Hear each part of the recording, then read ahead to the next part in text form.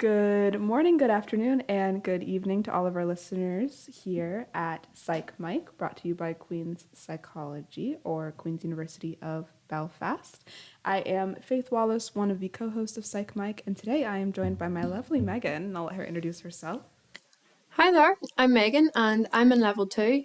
Sorry I was not present for the last podcast, but as a level 2 student, I'm sure if any of you are listening, you know we've been very overwhelmed with work recently, so I wasn't actually able to make it, but I am Faith's co-host here at PsychMic. Today we will be finally discussing some topics. So in our pilot episode, I did give some discussion about what this podcast would be about, but if you didn't listen to it for whatever reason, I'll give it a go again. We will be talking about psychology topics. It could be research papers, or it could be things in the Queen's University of Belfast psychology program. Anything that really comes to mind, honestly. So far, it is just your two co-hosts here, but we're hoping that in the next episode we'll have a special guest joining us, so more to come for episode 3. But we will be discussing some interesting topics today. Going over the power of the mind and body, going over physical and mental strength that we have. So we'll jump right into it. So I want to introduce the very first one, which comes to us from Switzerland in the University of Geneva. This one is entitled, ladies and gentlemen, Enhancing Imagery Rehearsal Therapy for Nightmares with Targeted Memory Reactivation. So just to give some background on the study, although I know you definitely have read it already. So the study goes over just nightmares in general. And so they were looking into, or this team was, they were looking into things that weren't aggressively, like mentally stressful. So they wanted to go over the effect of nightmares. So there already was this activity for therapy called Imagery Rehearsal Therapy, or IRT. And so for Imagery Rehearsal Therapy, it's asking participants to just spend 5 to 10 seconds every single day, or 5 to 10 minutes, going over one of their last nightmares and then rewriting it to have a positive ending. Just 5 to 10 minutes a day, every single day for the week, or at least every time that they had a nightmare, per se. And so that itself was IRT. And so what this team was interested in was if they could take IRT and then add a audio or a visual cue to it. Yeah. So then we get talking about targeted memory reactivation, or TMR. And so what TMR does, or at least the way that this group decided to do it, was they got 36 participants. They split them up into 2 groups. And so half of the group does just IRT, which is that imagery rehearsal therapy. And then the other half just does targeted memory reactivation, which is just going over some audio cues. And so the audio cue that they did, I found it very similar to the Pavlov dog study. Yes. And I think that's really interesting because it's one of the main conditioning studies that I think every psychologist learns when they're first learning. Yeah, it's a classic. Definitely, you know? Yeah. And so they play a audio sound every 10 seconds while they are doing this IRT. So you're thinking and you're rewriting your dreams out loud while you are hearing this chime in the background. And then after doing this for a while, they compared the presence and the strength of nightmares in the groups. And they found that those that ended up doing both the imagery rehearsal therapy and the targeted memory reactivation had longer results. And so the way that they were able to test this was that they had both groups do it, and then they had the group that had the targeted memory reactivation go to sleep. And then as soon as they hit that REM cycle, which is usually kind of associated with dreams, like being able to get into that dream state, you had the chime play yet again for every 10-second intervals, and just seeing if nightmares were able to pursue past that. Now, of course, they talk about in their article a lot of neuropsychology factors of it, the main frontal cortex and things like that. But I think it was really interesting, honestly. Definitely very interesting. Yeah. It's so interesting how words can affect small things, you know? Yeah. Like nightmares and stuff like that. I found it very interesting, and I really did enjoy the kind of connection to the Pavlov conditioning study, where it's like we can affect how our brain decides to process information. I know. and it seems so effective. It seems effective. Very effective. And I think that's the main thing is it's, you do it once and it's like whatever, but if you continue to try to just repeat it, it just keeps going. Yeah, it does say here that it would need to be replicated more, but I definitely think it should be. Yeah. If it means that it's gonna new help. study too. Yeah. And it gets into the whole, everyone on social media, I think last year, I want to say, or even just the beginning of this year, everyone was so interested in, can I influence what I dream about? Like, even now you see TikToks about it called? and stuff. There's a word for it. There is a word for it. I can't remember. One of the listeners is screaming at their phone, like, it's... Yes, someone knows. But yeah, it's that, like, If anyone knows, email one of us. I feel like sleep is becoming something that's very much studied now. Yeah. I think because there's so much problem surrounding sleep, and they're only now being sort of dealt with. Explored, yeah. Yeah, especially in this article. I mean, a lot of the participants were saying that they've been having nightmares at least once a week. Yeah. Like, that's quite a lot. That was the interesting thing, too, is it said that, like, nightmares weren't concerning until you had at least more than one episode a week, and I was like, ooh. I feel like that, and that's the weirdest thing, is I feel like as kids we have more nightmares. Either that, or we're just afraid of more stuff. Yeah, definitely. Which I guess it makes sense. Like, you're unconscious for a certain period of time. Yeah, and everything's things. scary. Everything, yeah. It makes sense. Definitely needs to be like kind of explored further. Yeah, I mean, if it's going to be so effective and help many people with sleep problems, then so it's such a big part. They always say you need 8 hours of sleep. Yeah, That's it's such so a much of the big day. part of life. It's so much. Yeah, it's like we focus so much on the day-to-day thing. It's like, and it affects everything else. It affects everything else. I mean, if you don't get a good night's sleep, you're almost falling asleep in your 9 a.m. research methods lecture. Been there. See, we're helping our lecture. Yeah. This definitely a recent study. For context for all of our listeners today, this was released, the 27th of October of this year. Very recent. These are new things that they're coming out with. Definitely good to delve into more modern sort of areas in psychology that maybe haven't been explored as much, or just are sort of newer issues that are only really coming to light now. But I definitely think that's a very interesting one. Definitely.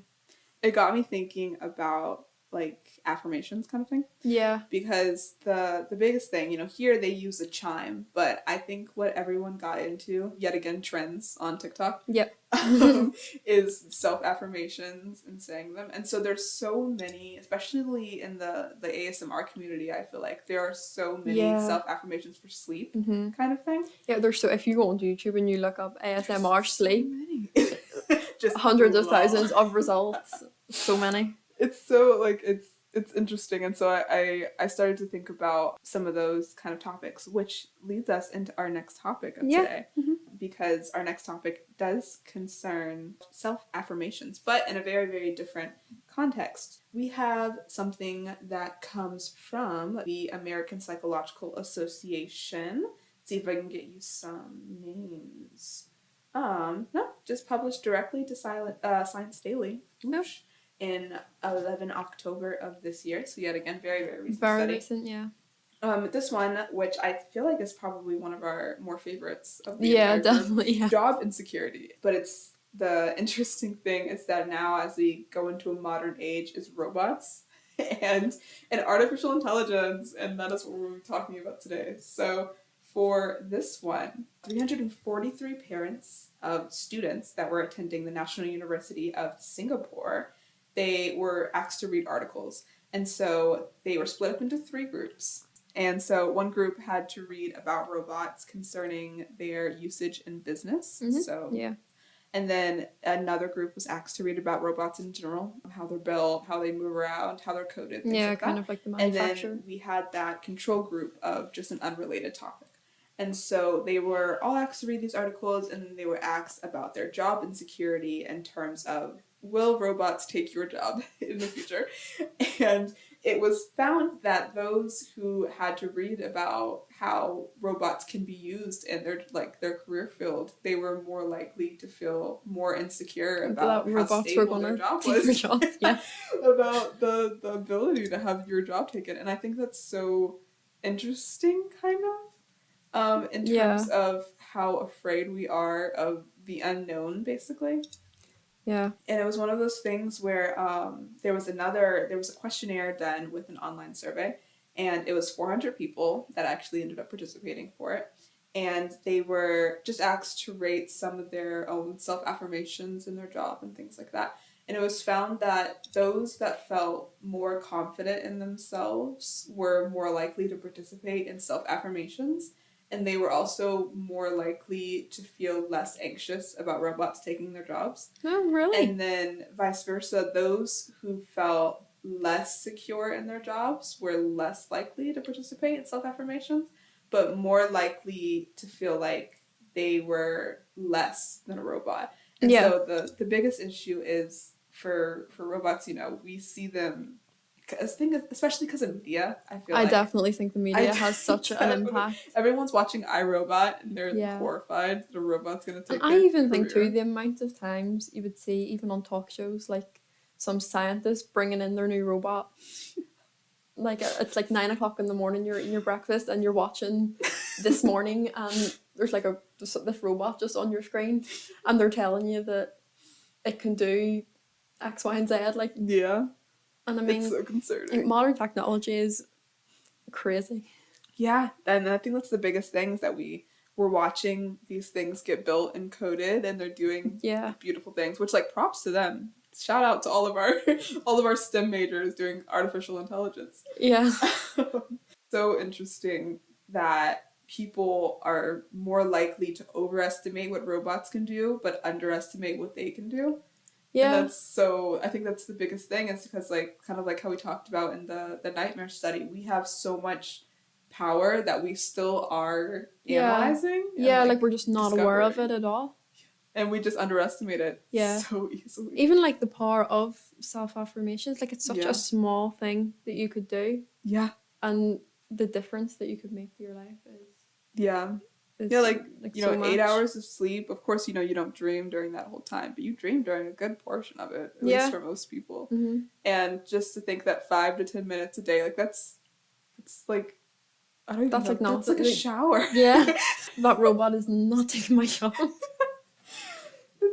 It's so interesting. Yeah. It's also very interesting here that it says that they're more likely to take over blue-collar jobs compared to white-collar jobs. That was, because I think the biggest thing is just the coding aspect of it. Like how much intelligence, how much, like, reasoning that we can actually get into these robots. It makes it more difficult to take white-collar jobs. Yeah. But it's like, I feel like it's because there's more blue-collar jobs. Yeah, there's more blue-collar jobs in the sense that, I mean, you could just make 1 million robots and replicate exactly what they're going to do, because I mean, in blue-collar jobs you're thinking the likes of restaurant work, retail work, like things that are kind of expected. You would go into the job and you do what you kind of expect, whereas in a white-collar job you maybe face more problems where you would actually need knowledge, which is obviously going to be a lot more difficult to program into a robot. Although at the same time, when you think about it... For all of our blue-collar workers, we're not saying you're dumber than... No, definitely not. We need our blue-collar workers. Please.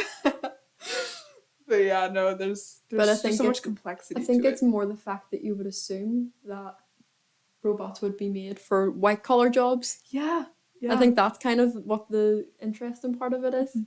Because I think that's the thing with, with media, especially movies. Movies have an awful tendency to do it, but it's like, they're never just doing an action. It's always communicative. It's always something way off the scale, like really advanced. It's like an iRobot, where you have the robots that are taking care of like an elderly person or something like that. It's like things that could very easily just be, this quiet robot that packs your groceries into your car. It has to talk to you through it, like, oh, how's your day going? And I'm just like, can you not?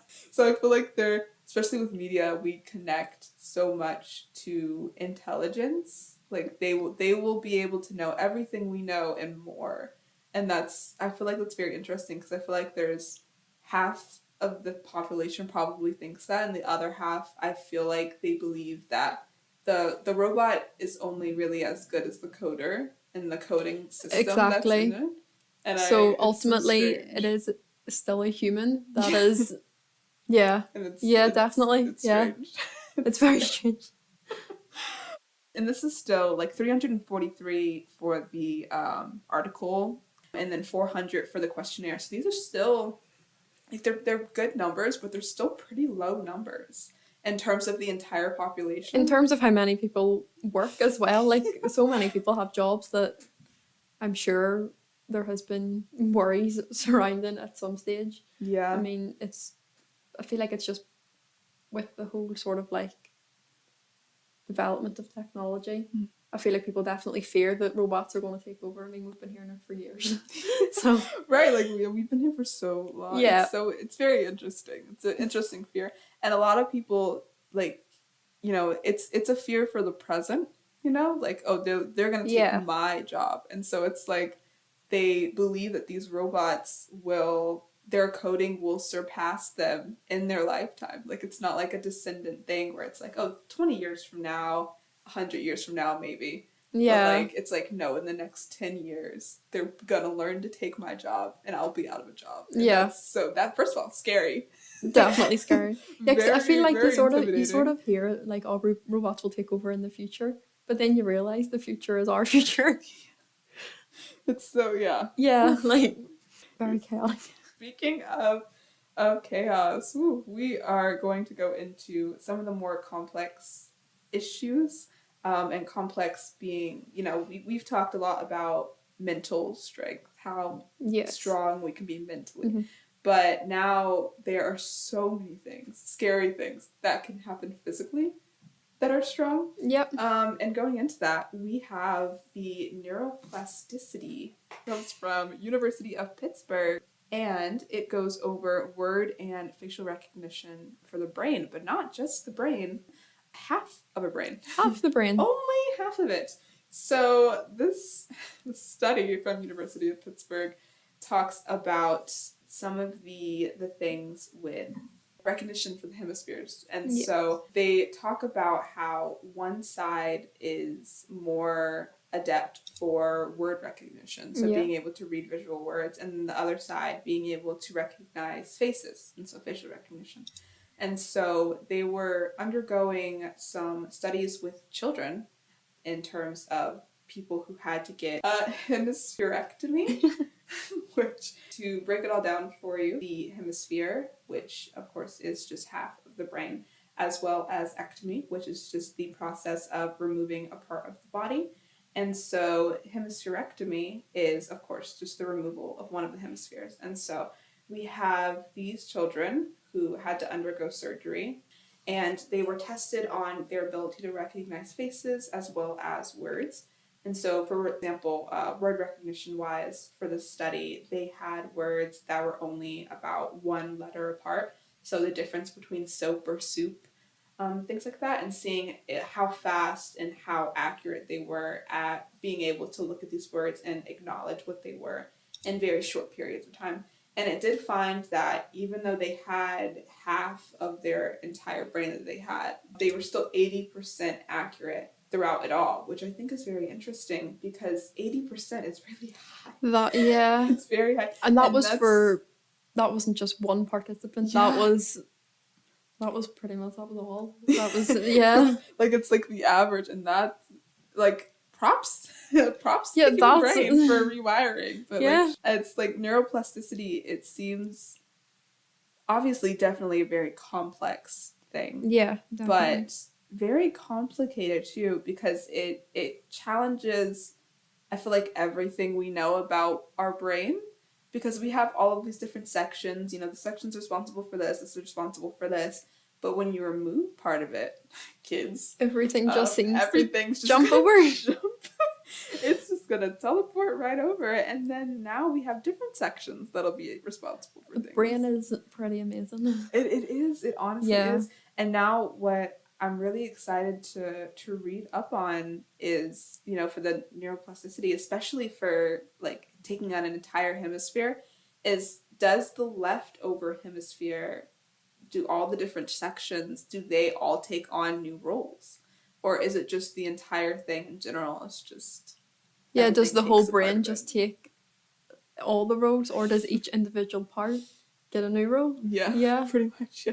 Like what decides what parts of the brain is now going to be responsible for different things, you know? Like it's very interesting, and I am very concerned about that.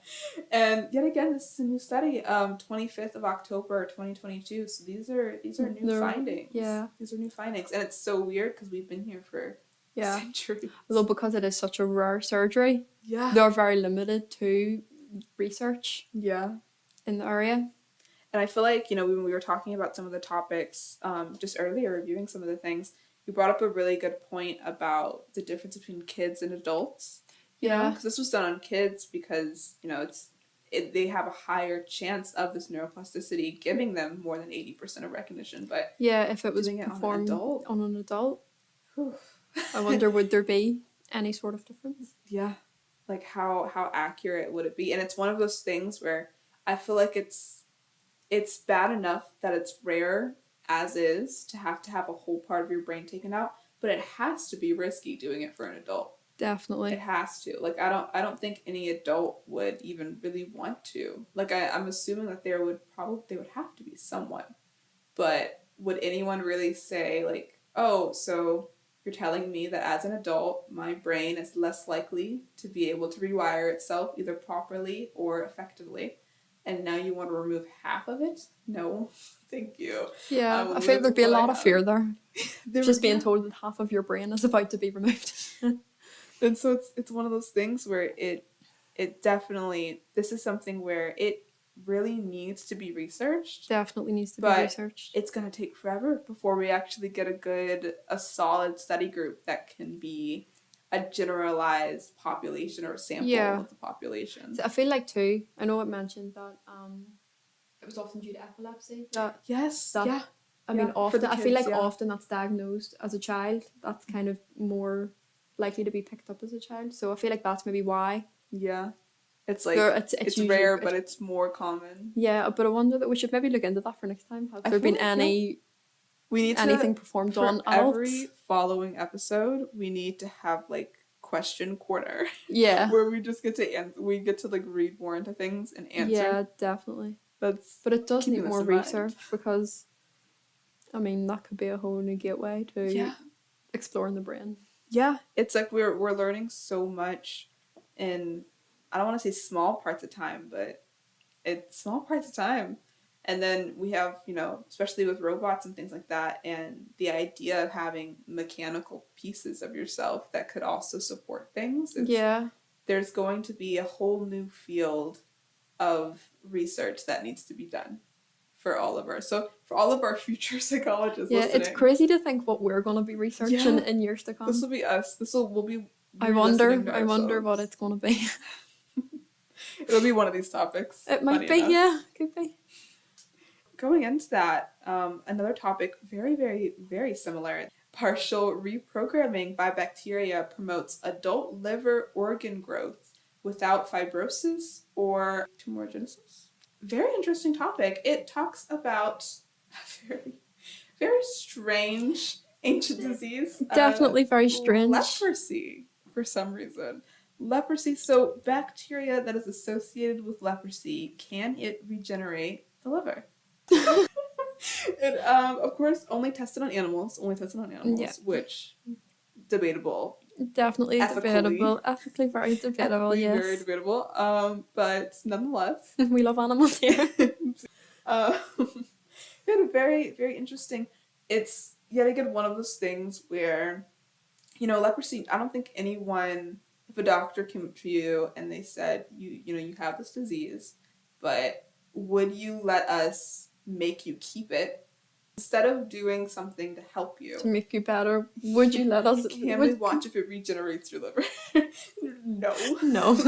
I don't know anyone that would allow that. Yeah. No, I don't think that. It's one of those things where there are so many, you know, moral and ethical dilemmas. There's a lot of ethical issues around that one. Yeah, definitely. A lot of health issues around that one. I know. And this, yet again, like I said, all of these have been quite new. This is 15th of November, 2022. So I think that was just like last week?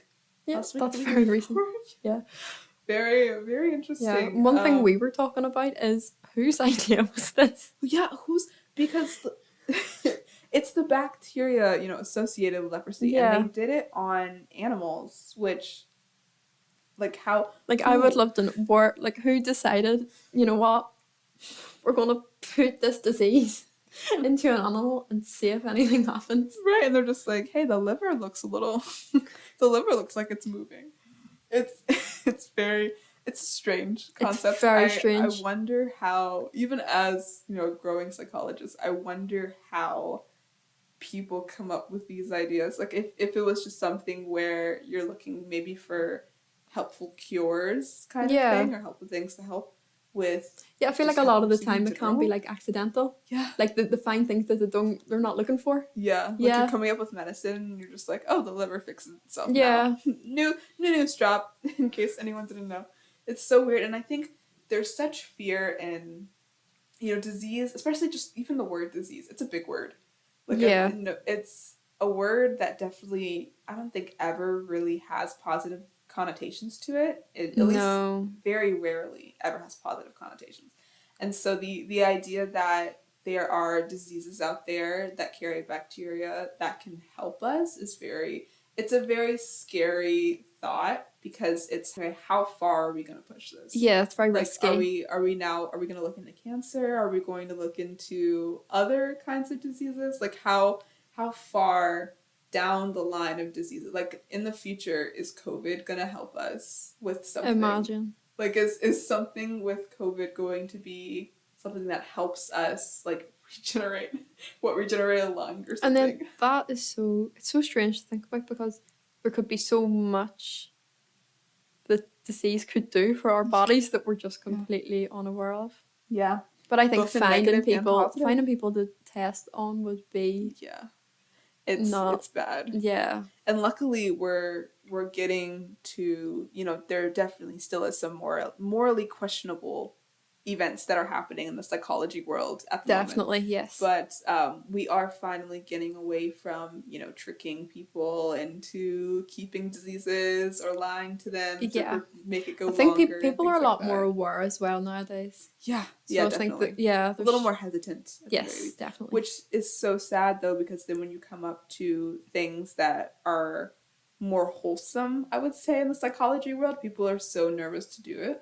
No one wants to stick around for it. And it's like, you can't blame them, because there's, you have so many past experiences, like the, I'm trying to think of the name of it, it's escaping me, but the group of Black gentlemen that were forced to keep their disease, even though it could have been improved by the doctors, but they wanted to see how it got worse and worse as time went on, and so they had these men taking a placebo for so long, and they thought it was helping them, and it was just still killing them. Yeah, I feel like nowadays that's just out of the question. Like, it's out. Yeah, it's out, which is so good. It is good. Yes, applause, but it's like a halfway applause, because it shouldn't have happened in the first place. Definitely it should not have happened in the first place. I feel like in psychology, definitely there have been so many past experiments that are just awful, very awful. And I think you wonder with things like this, where they're talking about leprosy and livers, is that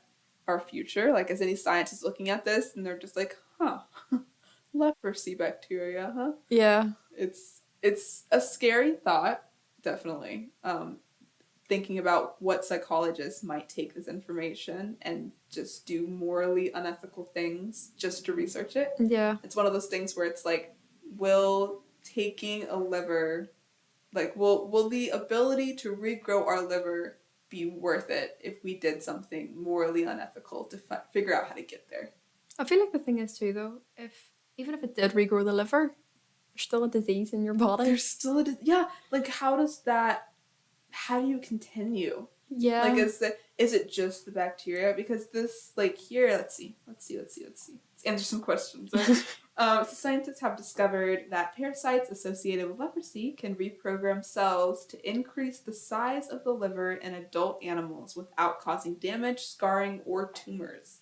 So to me, that sounds like maybe it's just the bacteria that you're using, and then just removing them afterwards, or do the bacteria have to stay? Like, is it one of those things where it helps rebuild and then you can remove it safely? Or is Or it does like it have you to now stay? live with that Yeah. bacteria for your entire life, but enjoy your liver. Enjoy your Yeah. healthy liver. Yeah, maybe it's the case that they're sort of thinking that there's maybe medication that you could take if you have that bacteria in your body that is going to fight it off. I know, it's so scary. I feel like even that too, like there's a lot of people aren't going to want to take a whole lot of medication for the rest of their life. Or Yeah. Like and that's the thing, that's the, the morally questionable gray area of like, what am I willing to sacrifice for Definitely. myself? Like liver with leprosy bacteria or a damaged liver, and I have to live with pain or other studies. Yeah. It's definitely, it's not a nice, it's not nice either way. Yeah, honestly. Yeah. It's a choice that is difficult to have to make. Definitely. Even going back to the removal of a hemisphere for a child, like it's one of those things where it's like, they're going through something very scary. Yeah, I can't imagine as a parent having to make that sort of that's a decision. big thing. But it's it must be a really big like sigh of relief to say like, okay, more than 80% at the very least, my child will still be able to recognize faces and words, and they'll have no issues with it. Was there any sort of reference to how successful the surgery was medically? I don't know, but hey, we can check it out. Yeah, that's what we're here for, isn't it? Let's see here. Because I mean, it's a very scary surgery. It's a very scary surgery. If I can't find it on here, I'll try to see. I do have our lovely catalog from Queens pulled up as well, so I can look at it and see. If not, it'll definitely be something to put in our question corner for next episode. Where it's how successful does this work? Yes. Yeah. And does the actual surgery itself affect that 80 or more %? Like, is how clean you do it or like how slow you do it? Does any of that affect how well the other side of the brain will be able to I would say there's probably very few hospitals that even perform the surgery. It has to be scary. Like, there's no way they have to go through so many clearings. They would have to. That's what I would assume. Or hope, at the very least. Because, I mean, when you hear about people that have, like, brain tumours and have to go through surgeries to get those removed, like, even that's incredibly scary. And to think that the whole half of your brain is going to have to be safely removed. Like, I'm wondering how long you have to be in school for to do that. There is no... And who's your first person? Who is, like, your first... And it's a kid, too. It's a kid laying on a kid with their whole life ahead of them. Their whole life ahead of them. That's... Not to scare... For all of our neuropsychologists out there, not to scare you. I am looking into that dimension as well. I'm also looking into that. Oh, okay. So we're talking to each other. Yeah. These are our job insecurities. Yeah. Robots aside. Robots are going to do it. The robots will do it. It's okay. I would prefer robots. No, I think I would be more nervous if I had a robot performing the surgery on me. If I'm being honest. Malfunction and it's all gone wrong. One malfunction, it's all gone. I think that was one of the things with... this is going to be an awful segue, but the game... I don't know if you've heard Detroit Become Human. Have you?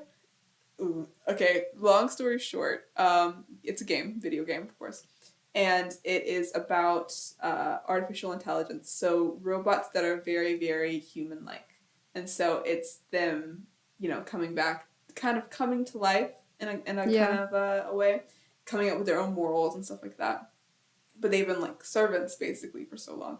The biggest thing was, there was a scene where one of the main characters is talking... Basically, he has a son, and the son had to be seen by a doctor, but the doctor was a robot, and the surgery for the son, it failed, and so the son died in the game, and so he resents robots, forever. But it's those things where, will robots ever get to the point where they will be able to be coded so particularly that they can make life-saving decisions? To the point of because that's the part about robots. They don't have feelings. That's they do lack that. I mean, one day they'll be programmed to have feelings. Honestly, yeah. Fingers crossed. There probably is one program. I'll probably be long gone by then, but like hundreds of years from now. Yeah. It's a very interesting thing. I'm looking, but I'm not saying anything too particular about the success rate of hemispherectomies. So that is actually something for us to we'll look put that into. in our question corner. We should research that more in depth, and we'll let you all know next episode if we find anything. Honestly. It's interesting that they even, I'm looking at some of the numbers now, they got 40 patients to be able to participate. And I feel like even 40 is a big number. 40 is a big number, especially if, that would have had to be recruited from quite a big population. Yeah. It said that they found an unexpected silver lining of the COVID pandemic because people were using a lot of like telemedicine services. And so that's how it's so almost they were like unable to. We've gone over a lot today. We definitely have, yeah. Overall, just the human body is both horrifyingly scary and very cool. Very cool indeed. Very cool, which I feel like is the theme that a lot of psychology students go into psychology. Yeah, I feel believing, like that, yeah. You know, like the mind is scary, but really great, so I'm going to study it. And I feel like it's definitely an area a lot of people are very interested in psychology. Yeah. It's so interesting what we can do both, you know, mentally with just self-affirmations 5 to 10 minutes a day, or physically with a little help from some bacteria, you know, our livers being able to regrow. It's interesting to say the least. But I think it is a very good start for us just to be able to see how powerful we could be in the future. Definitely. And how just studying human body, you know, all the scientists out there, all the psychologists out there that are just contributing a little piece day by day. You know, this is 4 different articles. All of them are from completely different kind of backgrounds, completely different cultures and things like that. It's very interesting to see that just piece by piece we'll be able to kind of depict how strong we are mentally and physically. Definitely. Which I think is very cool. Yeah. As like I said, as 2 gals who seem to enjoy neuropsychology, I think that is very, very cool. It is very cool. And I'm interested to see, even just by my time ending at Queen's, how much I would have learned about how powerful we can be. Which I think is a nice ending to a very gruesome, very gruesome line of studies, you know? Yeah. So any final thoughts before we wrap up today? I think after all of that was... I know, yeah. I feel like after the leprosy thing, you can't ask someone if they have any other thoughts. Yeah. But I think it's a very good start and a very good introduction into what we'll be exploring in later episodes. Definitely. So yeah, for all of our listeners today, please do look out for the next episode. We'll probably be going over more topics concerning students, I would say, definitely. Yeah, definitely. And we'll have at least one other guest with us, so we'll be able to talk Fingers about crossed. that. I know, right? Yeah. I've been talking about really wanting to get some service where people could put in like things that they maybe would want us to talk about. Yeah, definitely. I was actually going to say that too. I feel like we needed an episode dedicated to just looking into other things. Yeah. Which I feel like would be very nice. So yeah, well, you know, if you have any ideas and you are currently at Queen's University of Belfast, especially if you are in the Queen's University of Belfast psychology program, please do give us a little shout out. Yet again, I am Faith. I am from level 1. This is Megan from level 2. We love to listen. We love to talk, of course. It's been about, like an hour or so right now? Yeah. And so... And we had a conversation for an hour before this. Yeah. We've been talking for like 2 hours straight at this point. That's how excited we were about these topics, you guys. But, we're very nice people, and so we would love to hear you guys' thoughts. If anything that we said today interested you, or maybe if we said something and it could be corrected, please let us know, because we're very much looking forward to going, especially with the new platform that we've been given. Talking aside, I would like to say thank you yet again to the Queen's Annual Fund for giving us the money for this audio equipment and allowing the Queen's University of Belfast Psychology Journalist Program, I feel like the long statement to say, to be able to start PsychMic. It's been definitely a fun time for me. I don't know about Megan. Definitely. Yeah. Okay, good. It's a lot of fun. Yeah. I promise this is all consensual consensual agreements, everyone. And I believe that'll be all. So, good morning, good afternoon, and good evening to all of our listeners here at PsychMic. This is Faith, as well as Megan, signing out.